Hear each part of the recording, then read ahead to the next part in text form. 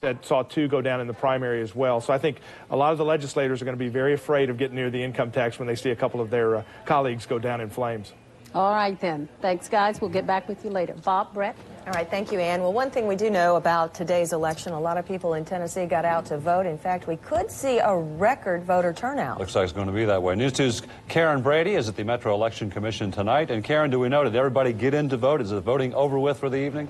Well, yeah, Bob and Brett, a lot has changed here at the Election Commission since we last talked. You can see no more lines. That's the good news. Everyone did get in and get their chance to vote. What you see now are election workers that have come in here. They're bringing in their signs and they're bringing in the votes from today, which are being calculated as we speak right now. All of that work is going on right now here. A lot of stuff to clean up, that is for sure. We'll continue to keep you updated throughout the night. Back to you guys. We'll see you in a bit. Thanks, Karen. Let's go to break right now. We have more coverage of the 2000 vote in 1 minute.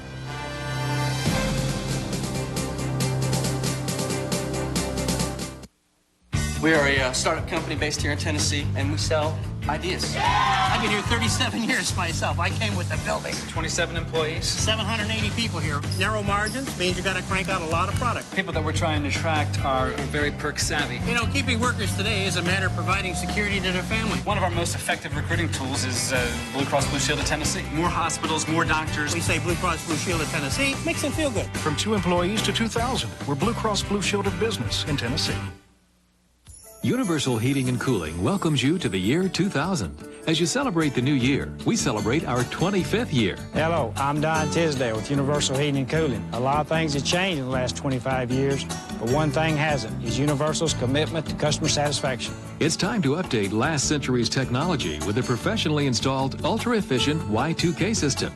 Universal Heating and Cooling, your indoor comfort specialist since 1975, featuring top-quality Trane heating and cooling systems. Watch and hold at 5 and 6 p.m. only on News 2.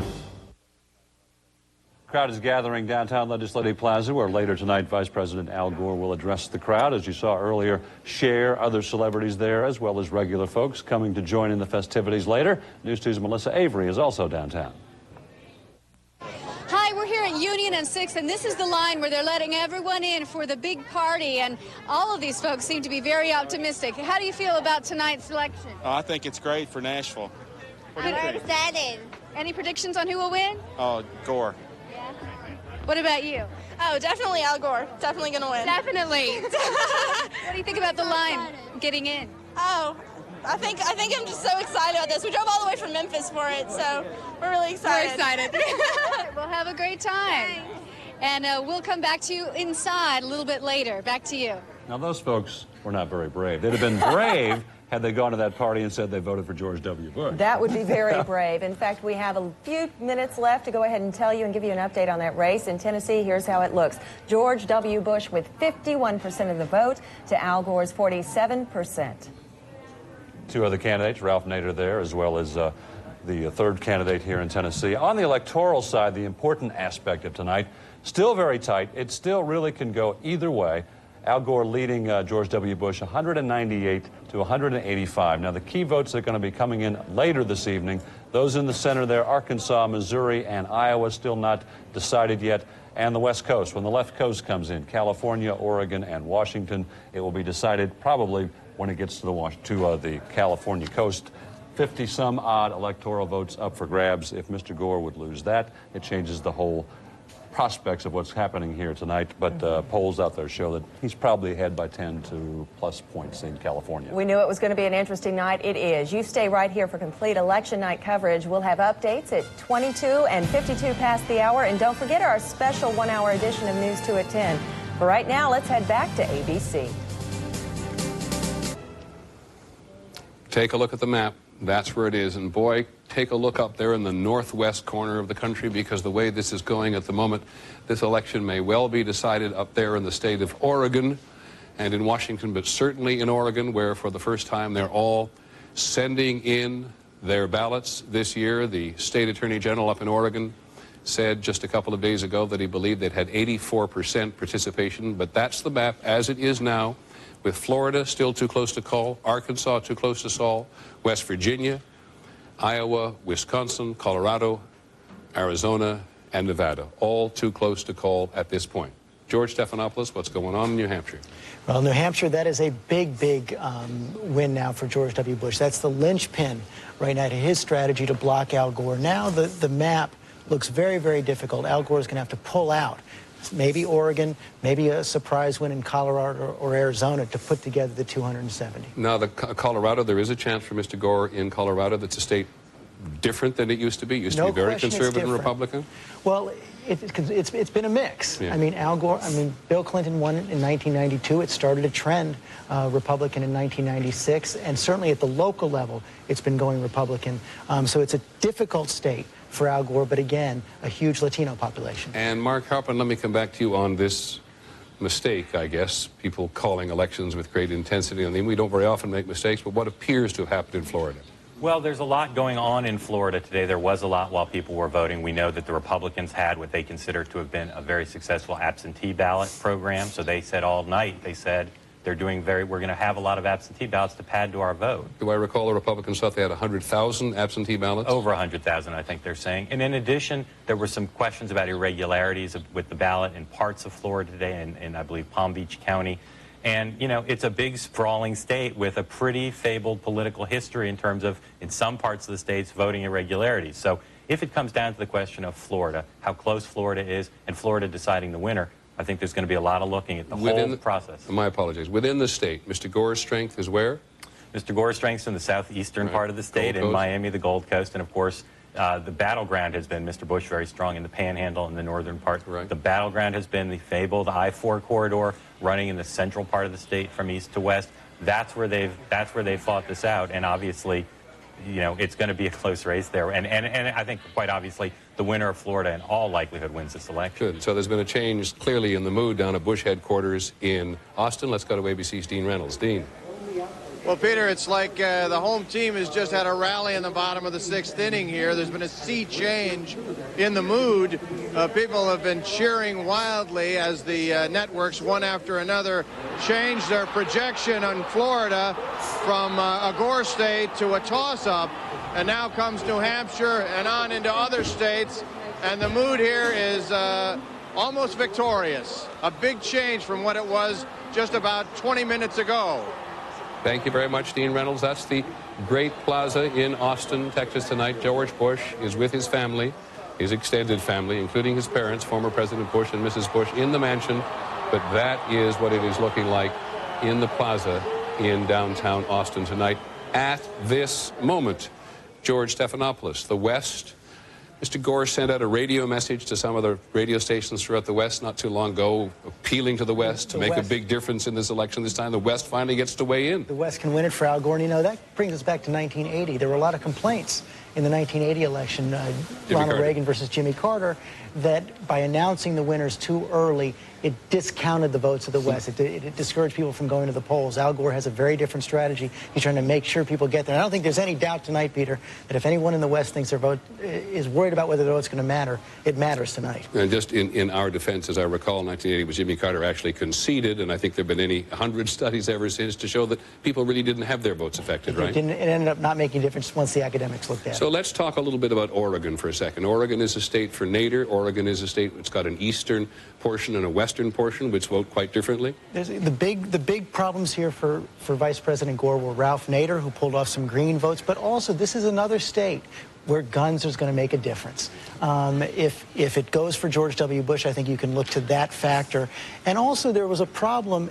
In order to combat the Nader factor, Al Gore had to bring in a lot of liberals to encourage other liberals to not go for Nader, stick with Al Gore, and that might have pushed him out of the center for some of those rural voters. Now, the liberal areas are Eugene and Portland, and then as you look down at the southern part of the state, you get a more conservative Republican vote. Much more conservative Republican vote. Very difficult state, and also there's a strong anti-political trend in the state of Oregon, even though, as you mentioned earlier, you might see one of the highest voter turnouts in the country in Oregon because of this universal vote by mail.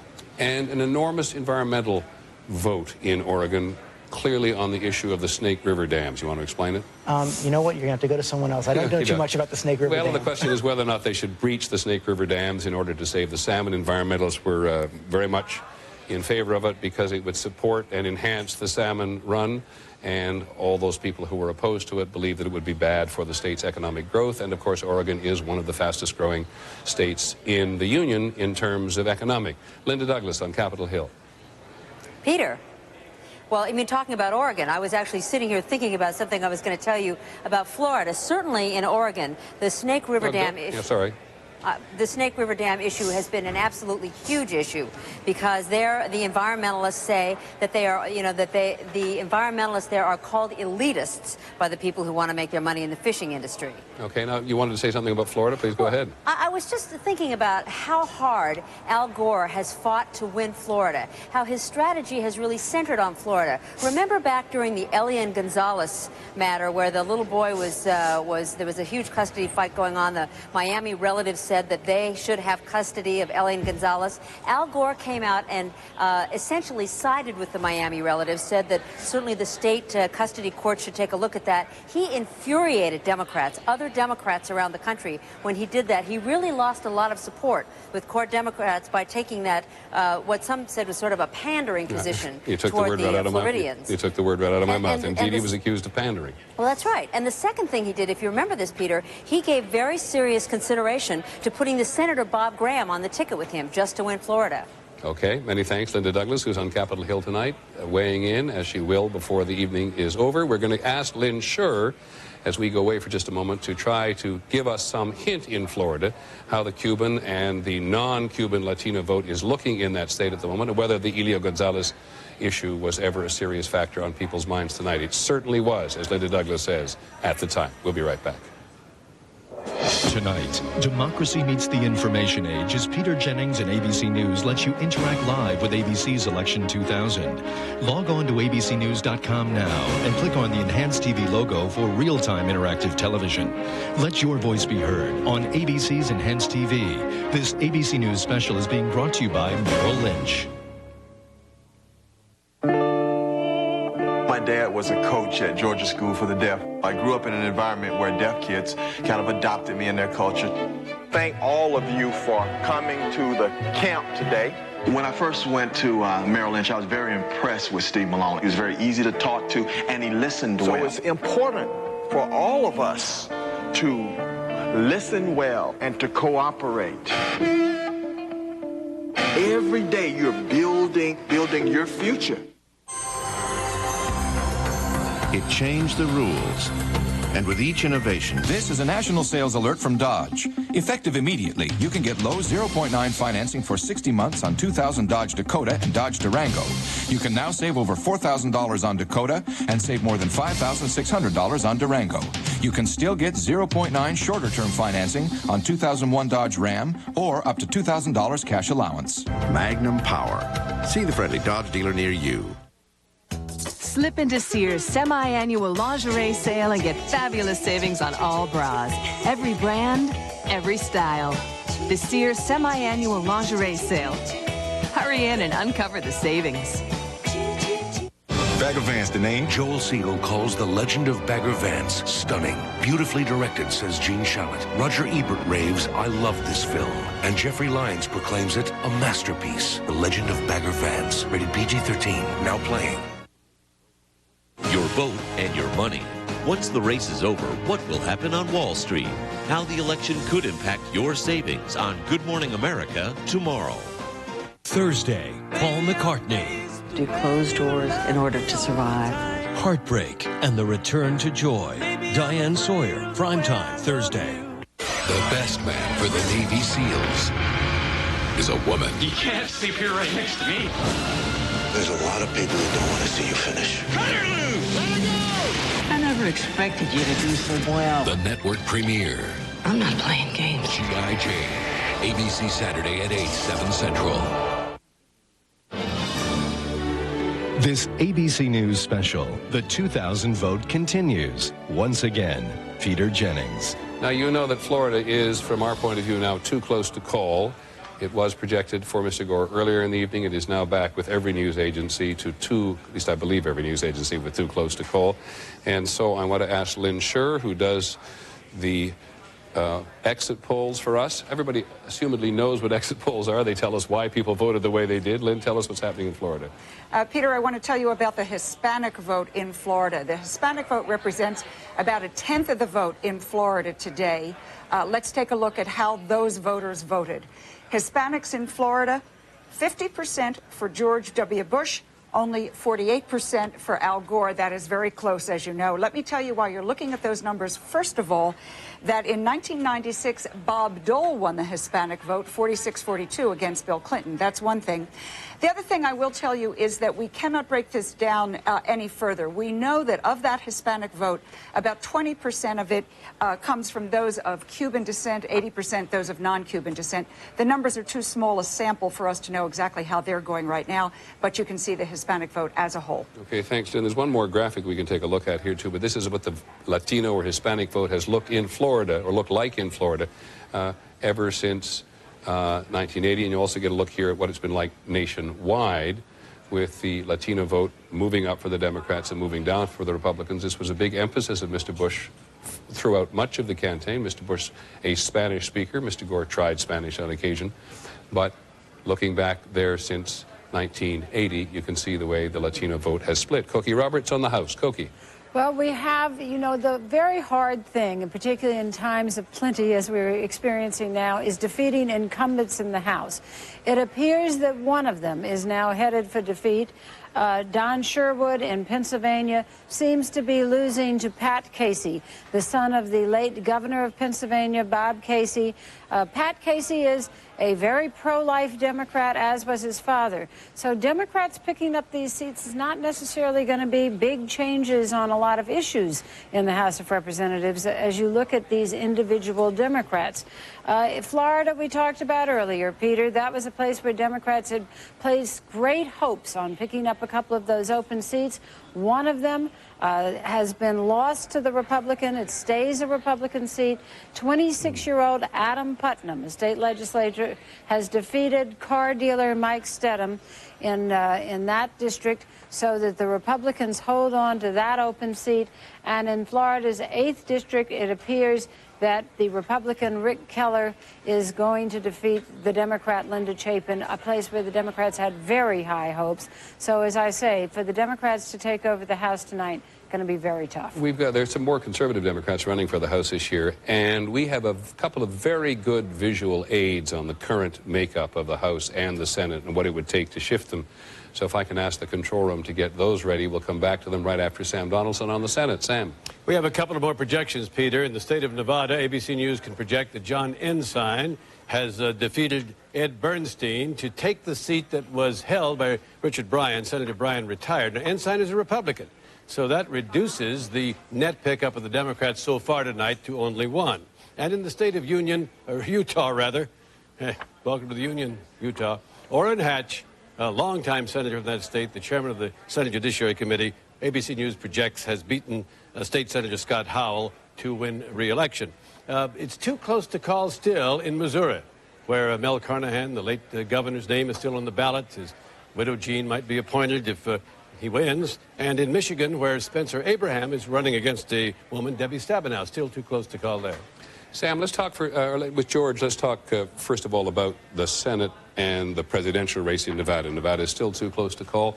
This is a place where you get a lot of Democrats in Las Vegas, fastest growing city in the country, and elsewhere you get Republicans. That's right, except of the people that have moved to Nevada since 1990, most of them in our exit polls so far are going to George W. Bush, even though, as you're right, Las Vegas has brought in a lot of union members to work in the service industry, the hotel industry. But in Nevada right now, Gore is only winning a bare majority of union voters, far less than he's winning in many of the other states across the country. And here, of course, in Nevada is another example. We haven't even done the referendums or the propositions around the country. Quite frankly, the presidential race is too wild. But Nevada is one of these places where an enormous local issue, what to do with nuclear waste, has been on everybody's mind. And it's one of those things, as it is in other states, which will energize people to get out and vote in a lot of other races, both in the House and the Senate as well. But let me come first of all to you, Cokie, and then to Sam, and ask you to use these visual aids. Give us the current makeup of the House first, Cokie, and what it would take for it to change visually. Well, the current makeup of the House is 223 Republicans, 210 Democrats, and 2 independents, one of them voting with the Republicans, the other with the Democrats. So the Democrats need 7 seats to take the House. Now, they already have one of those 7. There's a Democrat running tonight who is unopposed. So they need 6 seats. Doesn't sound hard, but as you've been seeing from the calls we've been making, they win one here, lose one there, win one here, lose one there. So even though we've projected that they will pick up at least some seats, so far it's hard to see them picking up the 6 they need. And I don't want to get fixated on Nevada. Thanks very much, Koki. But another of the propositions on the ballot there is seeking to amend a constitutional provision that provides that only a marriage can take place between a male and a female person, and that only that shall be recognized and given effect in this state. Another example of a local proposition driving the races at many levels. Sam, makeup of the Senate.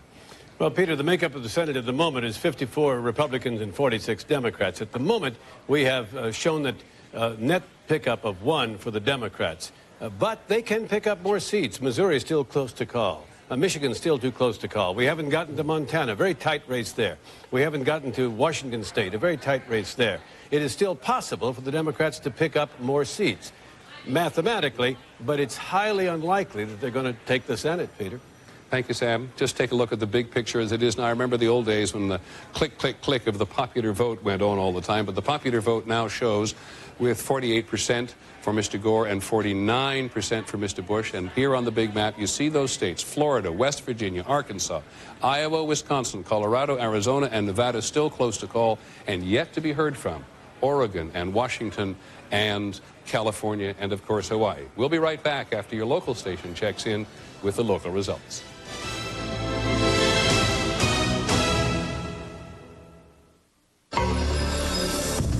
Individually, they are standouts in their respect. This is a national sales alert from Dodge. Effective immediately for 5 full years. Get 0 APR on 2000 Dodge Stratus and Intrepid, 0.9 APR on 2000 Dodge Dakota and Durango, and 4.9 APR on select all-new 2001 Dodge Caravans. See your Dodge dealer immediately, as 60-month financing can save you over $5,600.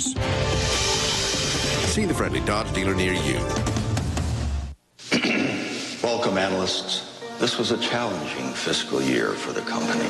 Due to unpredictable weather, earnings are down.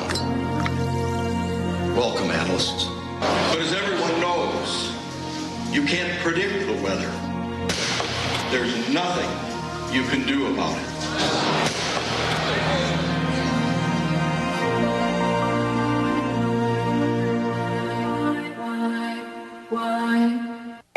Thank you for holding customer support. I just want to let you know I'll never buy anything from your company again. I'm sorry, what can I do to help? Help? I've called you guys 5 times, and every time I have to explain this problem over again. Last time you asked me to fax my invoice, then I emailed you. You thanked me for writing? Could you tell me exactly what the problem is? The problem?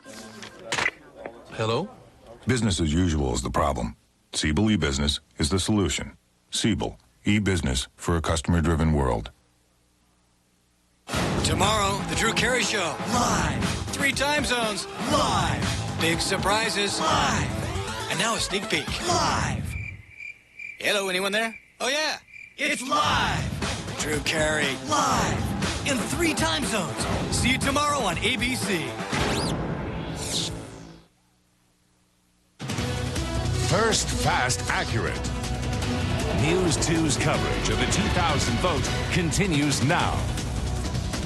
And good evening, everyone. I'm Bob Mueller. And I'm Brett Lee. Welcome back to our continuing coverage of the 2000 vote. First, we want to show you how Tennesseans are voting in the presidential race tonight, how the polls stand here in Tennessee. There's a look. As we told you earlier, George W. Bush has been declared the winner in Tennessee. Here are the numbers. 52% for George W. Bush, 47% for Al Gore. 2 other candidates in this race, Ralph Nader receiving 1% in Tennessee, Patrick Buchanan 0. But as we have seen in Florida, things can change. So this is true. We'll that have is to the wait biggest. To see when all the numbers come in. This is the biggest event that has changed since we saw you last, Florida. And according to ABC, it's back up in the air. For more on that, let's go over to Ann Holt. Ann. Brett, the fact that Florida is back up in the air has produced some changes in the projected electoral votes. Let's look at the map and you'll see exactly what I mean. George W. Bush now 212 votes to Al Gore's 173. Look at the color coding there. Florida is back in play. And, of course, what that means for Steve Gill is new life. Tommy Burnett's health just took a big hit. What is going on doing here? The W dance again is things are looking a little bit better in Florida. At the outset of the evening, I think we both agreed Florida was going to be pivotal in this thing. When it went into the Bush column, things looked a little sad. Now it's back in play. And one of the things I think we were missing earlier in the evening is over 100,000 Republicans took out absentee ballots than Democrats, and it's going to take a while to count those. And in a close race, that could very well be the difference in Florida and in the nation. What needs to happen now for Al Gore? Well, of course, Al Gore needs to go on and win Florida, which may or may not be difficult. But also remember that we talked about the fact that he had to carry 3, or somebody needed to carry 3. Well, he's done 2 of those. He's carried Michigan. He's carried Pennsylvania. You've still got California with 54 electoral votes. You've got Oregon. You've got Washington. You've got 7, 8 states that can make the difference. I'm certainly not willing to say that this is going to make a major change. It's just going to take a little bit longer to get where I need to be. I think one thing we can all agree is therein lies the danger of projections, and that's exactly what we're doing all evening. And the Bush folks are still challenging Pennsylvania. They're not willing to concede Pennsylvania yet. Hang in there, Steve. Brett. We talked earlier, both campaigns do have strategies for winning without Florida, so it's still possible for both. Tennessee Republicans, they're probably cheering a little louder tonight. I bet they are. Let's find out. Let's go to Dan McDonald down at the Wild Horse. Dan? Oh, it's cheering very loudly. You wouldn't have believed the roar that went up when they announced that George W. Bush took the state of Tennessee. Now, I'm standing by with Senator Fred Thompson. Senator Thompson, unbelievable that George Bush, I mean, he'd been saying it all along, but I don't think people believed it till they saw it. What do you make of the fact that Bush carried the state of Tennessee? Al Gore's never lost an election in Tennessee. Well, it's been looking that way for some time. Al Gore's been gone from Tennessee for a long time. He hasn't had much of a profile on some of the Tennessee issues that have come along, hasn't weighed in on them. And, you know, coming back and opening up headquarters didn't prove to be enough. I think, though, it's nothing personal, nothing against the vice president. I think it's just that George W. Bush represents the mainstream thinking of most Tennesseans, and vice president's changed his position on a lot of things since he left Tennessee, so people take note of that. They say Florida's now back in play. It's too early to call. What do you make of that, and what do you think is going to transpire over the rest of the night? I think some of the networks, I believe that was CNN, called it too early. I mean, they get out ahead of themselves, you know, the competition that they've got, and could wind up affecting the election. It's really unfortunate, I think. So now they pull back. Apparently some of the votes in the Panhandle, which are Republican votes, hadn't been counted yet. So now they're coming in, and it's tightening up. So, you know, it's a real cliffhanger. I've never seen, you know, the last time they declared Bob Smith's opponent a victor, and then they had to take that back, and Smith's sitting in the United States Senate today. So we need to just kind of hold our horses and play it out, and it might be late coming in. I got to ask you real quick. Governor's race in 2 years. You interested? Don't know. We'll take a look at what we're going to do a little bit later on. I'm up in 2 years, and I'll have to decide if I'm going to run for re-election to the Senate, or if not, what I'm going to do. And but there's plenty of time for that. I mean, this is important to our country tonight. I think in many respects, and we've worked hard on this race, and we're going to focus all of our attention on that until at least sometime tomorrow, and we'll make some decisions a little later on. Okay, that wasn't a no. Or a yes. Or a yes. Very good. Senator Thompson here at the Wild Horse Saloon. Back to you in the studio. All right, thanks, Dan. I think his decision hinges on what happens here tonight. It probably does. Let's go to News 2's Chris Bungard at Legislative Plaza, where the Democrats are. Well, there hasn't been much cheering lately, of course, the last half hour or so, especially since they put Florida back in the undecided column. About the only cheers that have gone up here in the last 20 minutes have been for First Cher, who, for what it's worth, said that Al Gore would win by the hair on his chinny chin chin. She didn't sing, but Kathy Mattea just got done singing. So I think the mood here can be described in reverse of what Dean Reynolds of ABC said just a few minutes ago. He said that it's like it's like the home team coming back and scoring in the sixth inning. Well, just consider the home team here. It's like the visitors. It's like the visitors have come back to score. Back to you in the studio. A lot of sports analogies tonight. Big crowds, though, are expected later tonight for Al Gore's appearance. For more on that, let's go out to Kate Merrill. Kate? Brett, well, obviously a lot of people are inside. Outside of the gates here, you can still see tons of people hanging around, everyone from just Gore supporters to political types to the media, all the way down. You can see these streets are really packed. We actually talked to one comedian, Elaine Boozler, who's here. Let's hear what she had to say about her trip to Nashville. Al Gore is so qualified and so ready to keep the prosperity going that the administration that's he been part of for the last 8 years has put in place. And I just think that this country can blossom now. We'll have more at 10. Back to you in the studio. All right, Kate, thanks for the update. For now, let's go back to ABC and Peter Jennings in New York. We'll see you for our complete coverage coming up on News 2 at 10. We'll see you then.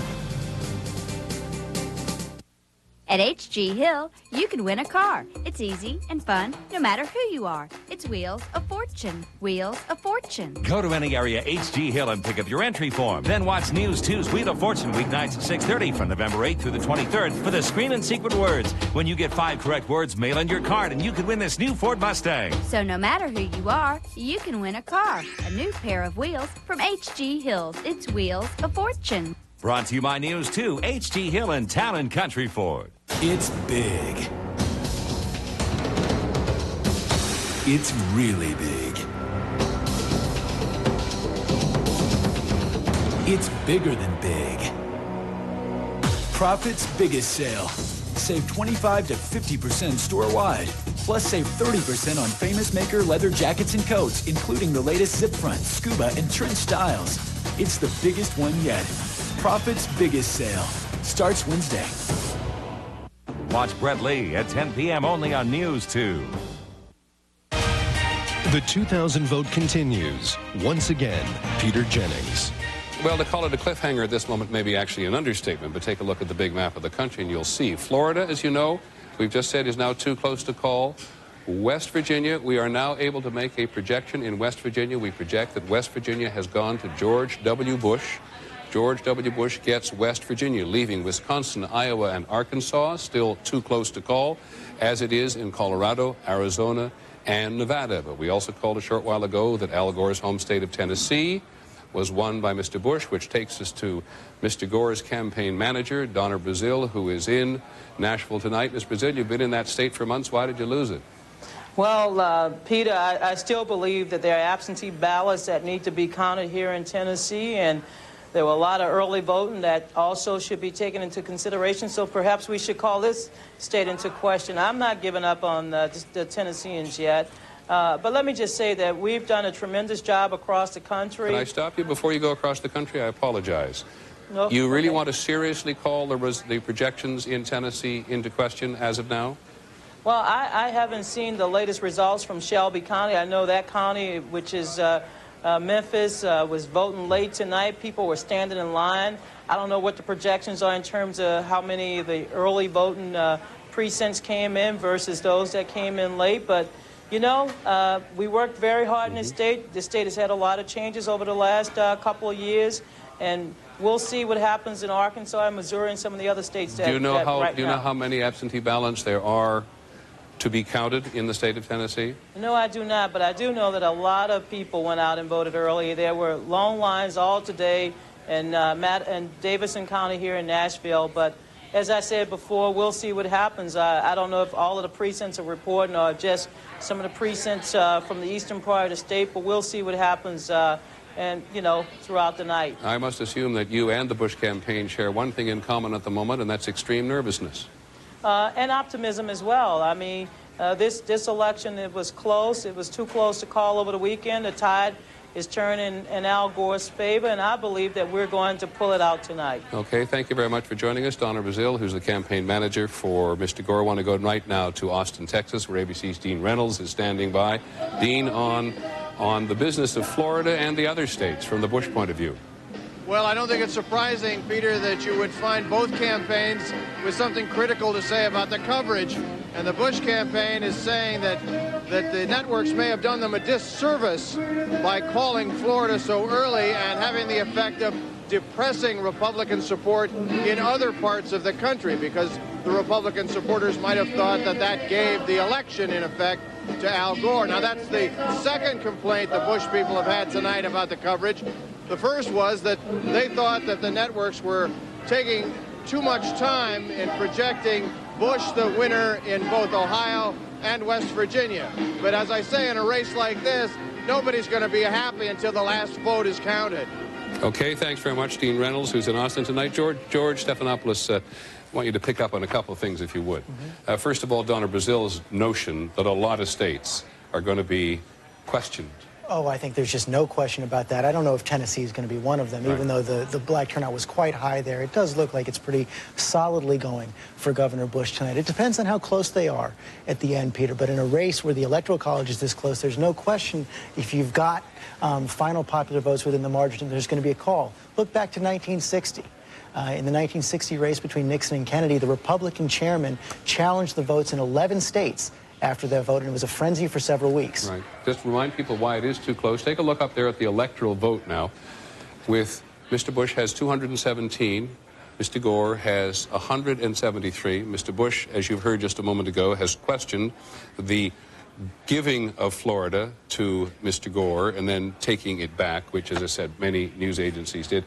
A little hard to believe, at least in the case of Oregon, where people had a chance to mail in their ballots and have had weeks to suppress the vote there. Possibility in Washington. I suppose there's a chance in Washington that some people would stay home, but one of the things we've been hearing from the Bush campaign for several weeks is how energized Republicans are, how enthused they are, how certain they are to come out and vote no matter what in this election. So I think that's a little bit questionable whether that would depress some Republicans at the last minute. Okay, thanks, George. I want to ask Mark Halpern, our political director, the same question. The effect of early reporting on the western states, particularly Oregon and Washington tonight. Every state has its own rules for how you vote. As you said, Oregon and Washington, heavy mail-in. Oregon, all mail-in ballots. Washington, many of the ballots mailed in.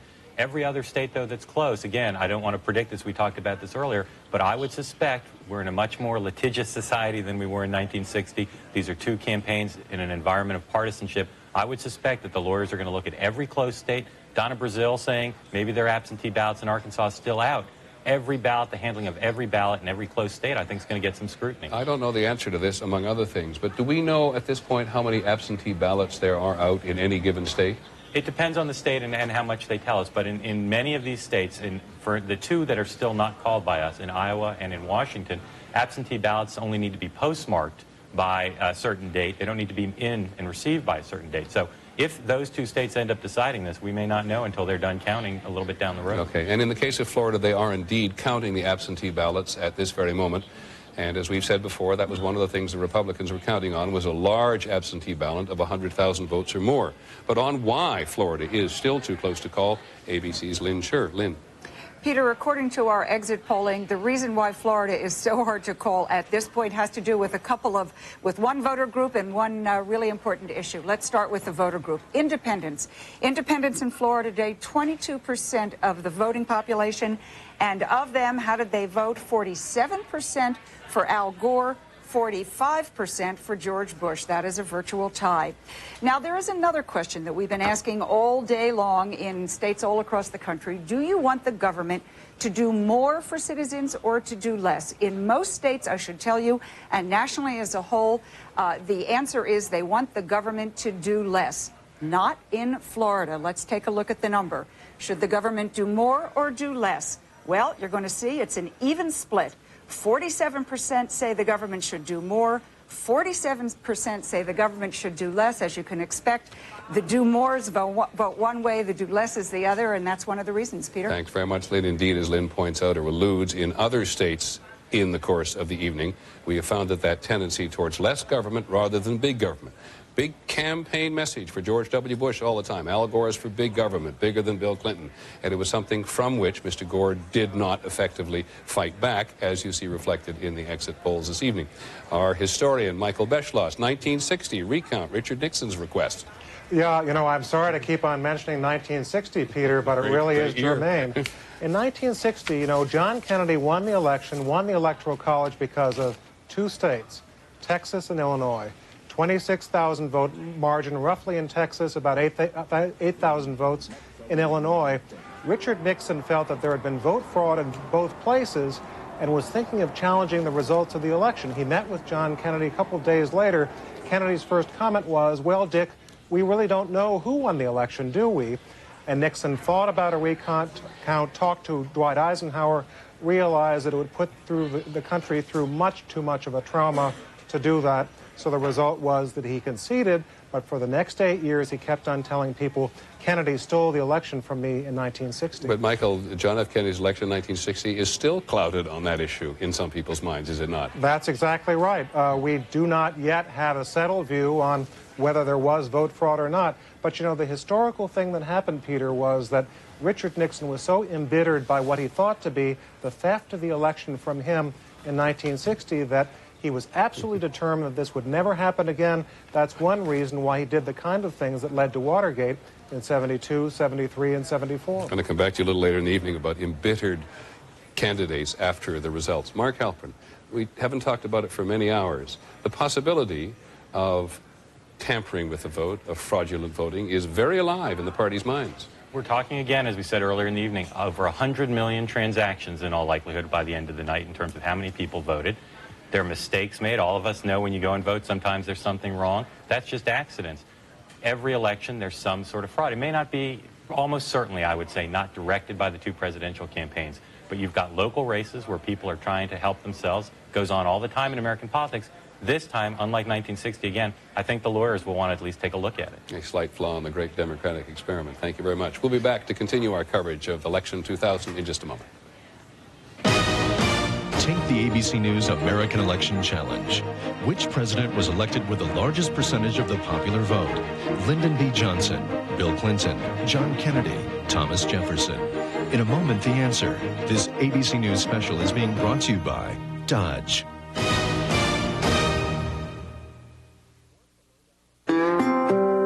Want the lowdown on Dodge Durango? Here's where it's best-in-class Magnum V8 power. This is a national sales alert from Dodge. Effective immediately, you can get low 0.9 financing for 60 months on 2000 Dodge Durango. You can now save more than $5,600 or get up to $2,000 cash allowance. We now return you to your regularly scheduled commercial. See the friendly Dodge dealer near you. We noticed tons of surfers just eating fish tacos on the docks. So we created just a menu based on food that we like. Kind of like surf food as opposed to Mexican food. Now that we're growing, the need for the financial partner was real important. Finding somebody who could help us to fulfill our dreams down the road. That's where Merrill Lynch has stepped up. They were willing to take a chance with us. They saw past the shorts and T-shirts.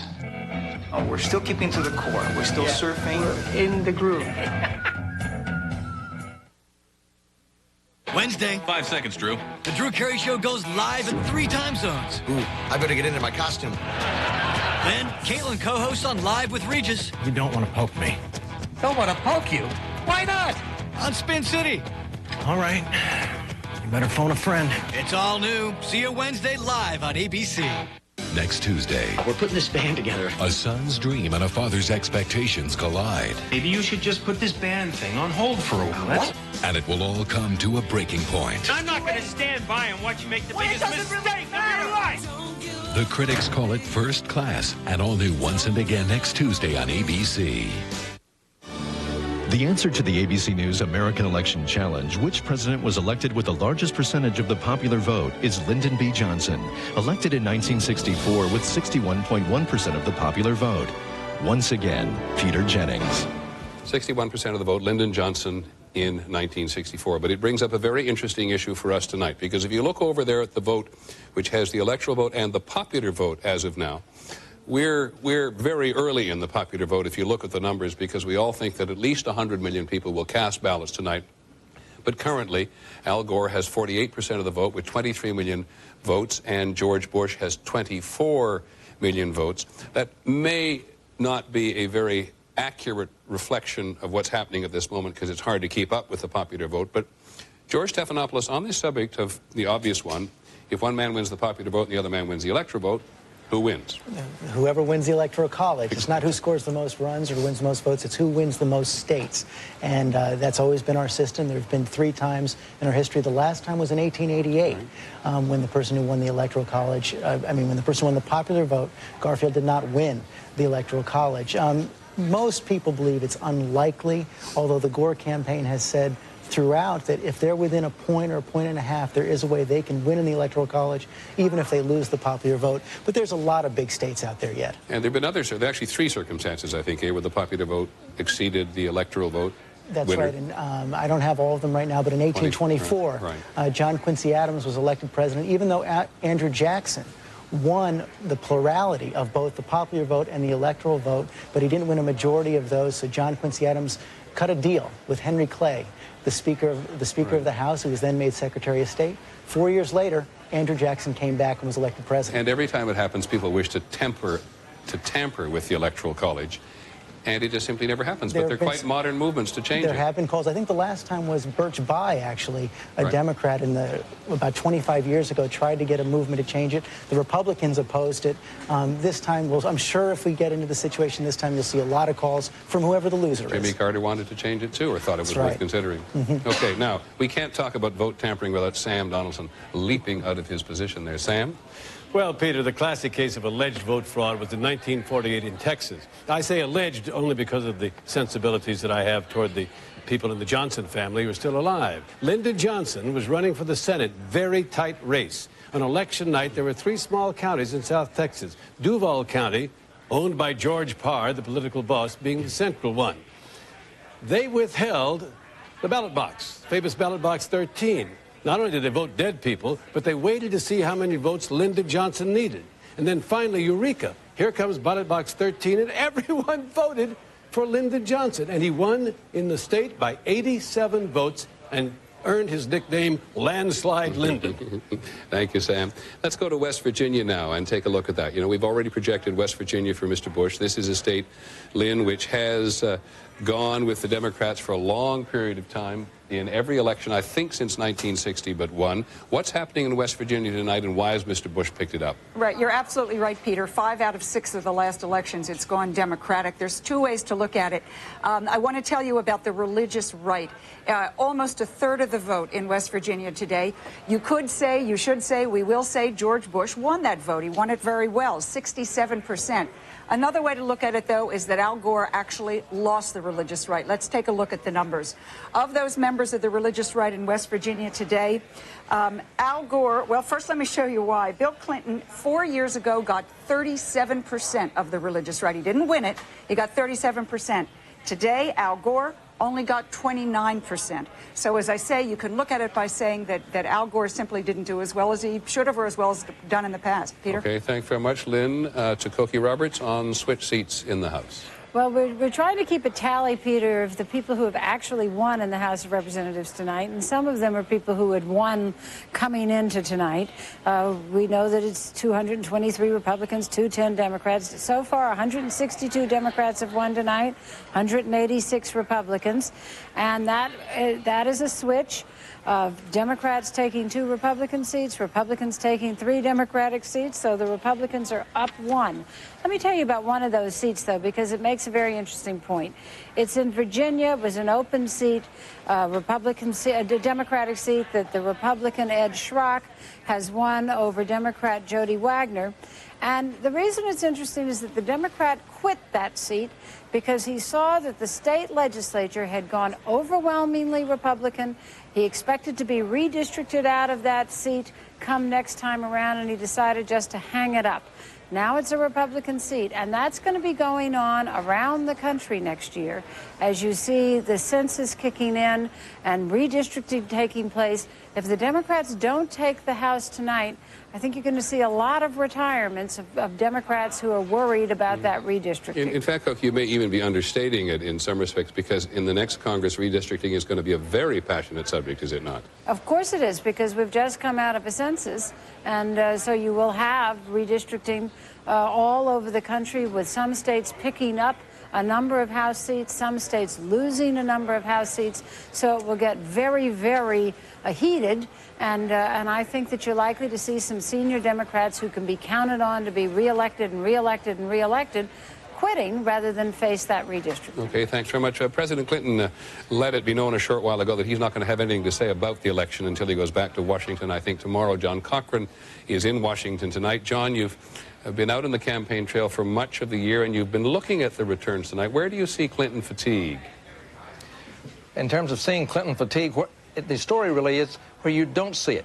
It looks like Al Gore was right, for example, in the state of Michigan, not to let President Clinton go into Michigan, even though Michigan state candidates said, send in Bill Clinton, let's energize the Democratic vote, let's get the base out there. Al Gore said no, and Al Gore won Michigan. Looks pretty good. Thanks very much, John. An anecdote from an ABC News colleague of ours, David Murphy, a graduate student in San Francisco, was now driving north of San Francisco in order to cast his ballot. He sends us a message to say, after watching and listening to the returns, he felt it crucial that he cast his ballot regardless of the distance. And if traffic isn't too bad, he and others hope to get there 10 minutes before the polls close. When we come back, we'll ask Lynn Sherr why Mr. Gore lost in Tennessee.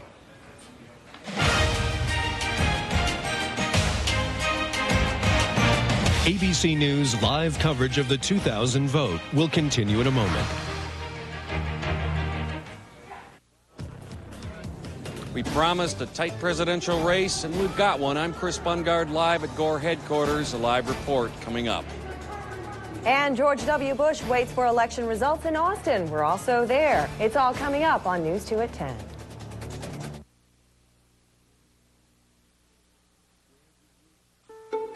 Where do you find inspiration? What if the things you do every day could be done with tools so instinctive, using them would be like riding a bike? If technology became your silent partner, imagine what you could imagine. We believe it's time to move beyond information technology to inspiration technology. Welcome to the new IT from Compaq. Want the lowdown on Dodge Durango?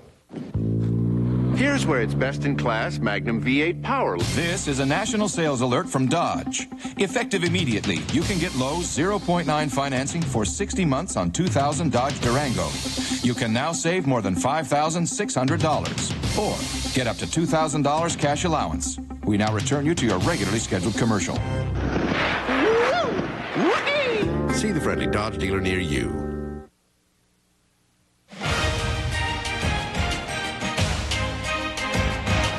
ABC News live coverage of the 2000 vote continues from New York. Once again, Peter Jennings.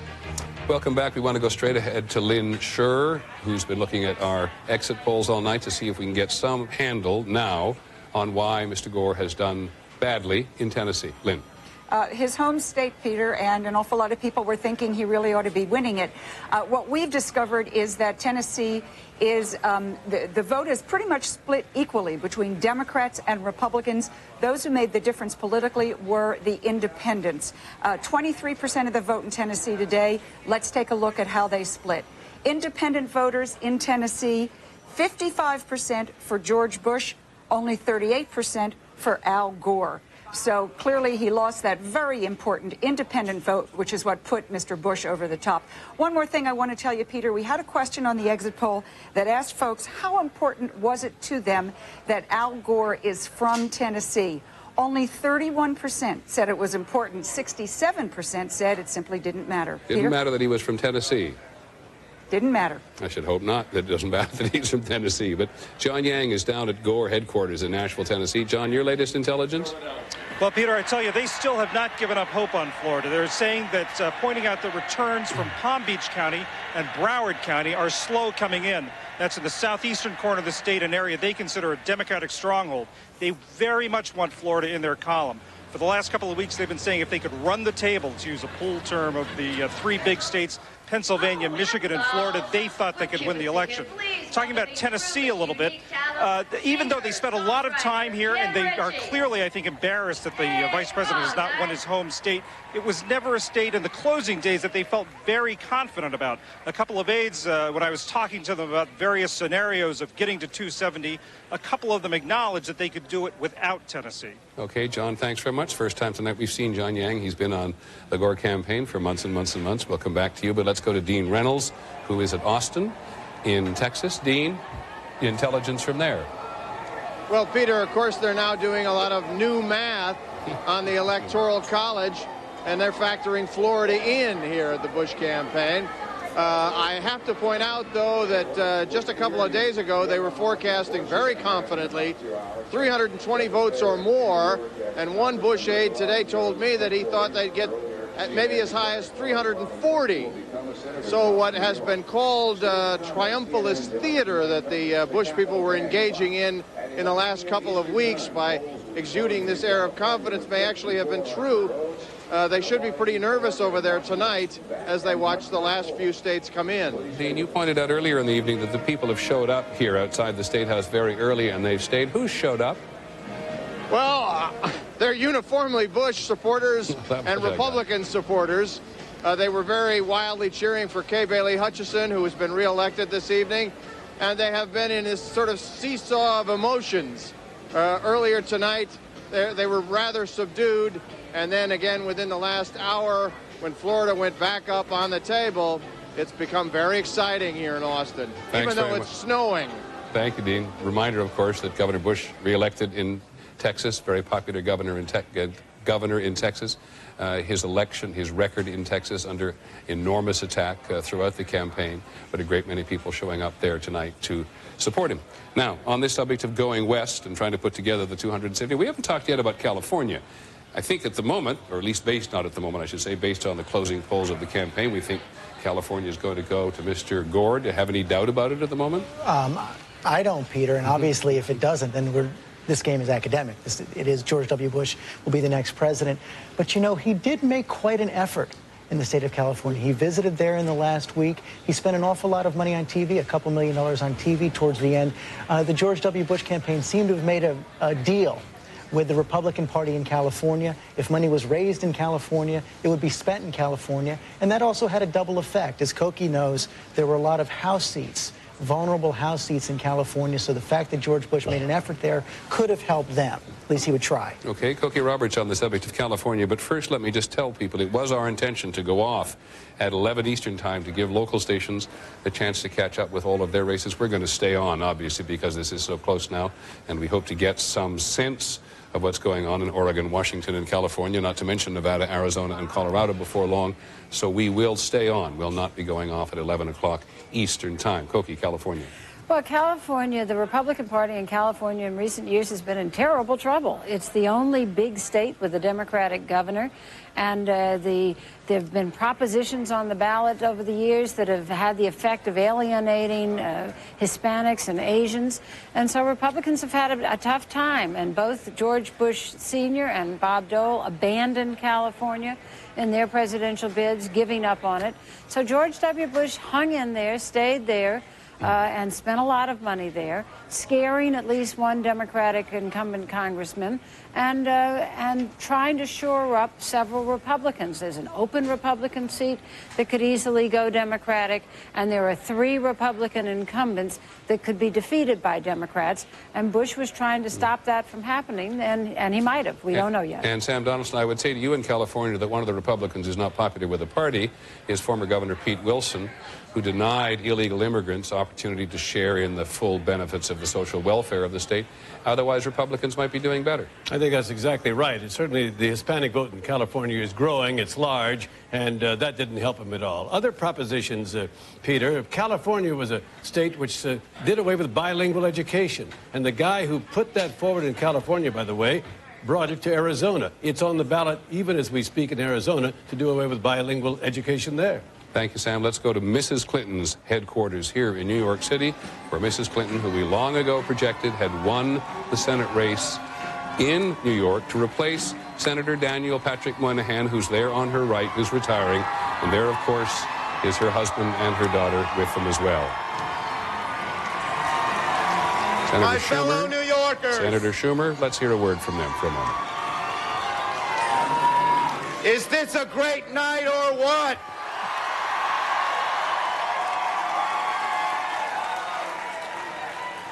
Well, I think we know what Senator Schumer's going to say, so he's going to say it's been a great night for New Yorkers. It's a great night to send Mrs. Clinton to the Senate.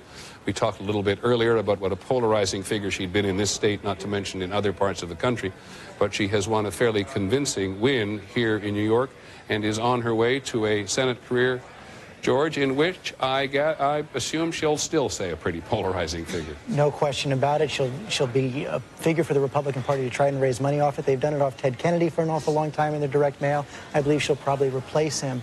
But, you know, I think you'll also see her try to prove herself in the Senate in the same way she tried to prove herself in the campaign, show that she's a real workhorse. I've heard word, for example, that she's going to try and take Senator Moynihan's old seat on the Finance Committee, the linchpin of all that important taxation legislation. Another question to which I have absolutely no answer, didn't even think to research. Mrs. Clinton has campaigned in New York State with all of the trappings of the First Lady, including all of the Secret Service detail that goes with her everywhere she wants. She can't go into a bathroom on a Clinton campaign if Mrs. Clinton is in there. Does that stay with her in the Senate? Well, as a former First Lady, she'll certainly have Secret Service privileges, but it'll be far less than she has as First Lady, and she won't have the access to the airplanes of the White House, Air Force Two. Okay, thank you, George. And just to remind our stations along the way that we're going to stay on past 11 o'clock Eastern Time, simply because this is so close. Mark Halperin, we again have to come back to the Nader factor in California, but certainly in Oregon and Washington. Ralph Nader was the unexpected variable that Al Gore had to deal with throughout the fall. Oregon and Washington were considered two of Nader's best states, maybe his two best. They're both still out there. The polls haven't closed. And, of course, it's possible that we'll see a margin which will suggest at least that Nader was a factor. And, of course, he was a factor simply by making Al Gore have to worry about his left flank, the more liberal elements of the Democratic Party, throughout the end of the campaign. It was very interesting to hear Ralph Nader here in New York the other day campaigning up in Harlem. And saying that Mr. Gore had abandoned much of the vote, but of course it doesn't show anywhere else in the country tonight. Al Gore, Ralph Nader rather, he did not run your sort of classic inside campaign with lots of strategic decisions, a very smart sense of how to manipulate things. He ran as who he is, Ralph Nader, and some places like coming to New York, he's obviously not going to affect the race, but he campaigned hard and long in places like Oregon and Washington, and he may affect the race there. Okay, thanks very much. Just to remind people, we're going to stay on 11 o'clock for the obvious reasons. The polls are closing in California, and we want to know what we're going to come upon in California at the moment. But one of the other reasons Mr. Nader continues to run so vigorously on behalf of the Green Party, as the leader of the Green Party, is because he wants to try to reach 5%. So 4 years from now, they get federal matching funds. First, fast, accurate. News 2 starts now. It is a tale of two cities and the fate of two men. George W. Bush waits in Austin, Texas, and Al Gore waits in Nashville for the job of a lifetime. Good evening, everyone. Welcome to News 2 at 10. We will be going back to ABC News as they make projections about states as they are closing on the West Coast. Until then, we're going to be doing our local news. And we knew it was going to be close. But how close? Well, as it stands right now, Democratic candidate Al Gore has 173 electoral votes, according to ABC News. His opponent, George W. Bush, has 217. That puts Bush in the lead for now. As we know, it's a close race, so that could change. We just knew now that there has been a change. ABC News is projecting that California will go to Vice President Al Gore. That projection has just been made. We'll be making those calls as soon as we hear. And we're going to begin our live team coverage tonight with News 2's Chris Bungard at Legislative Plaza, where Gore supporters have been watching and waiting.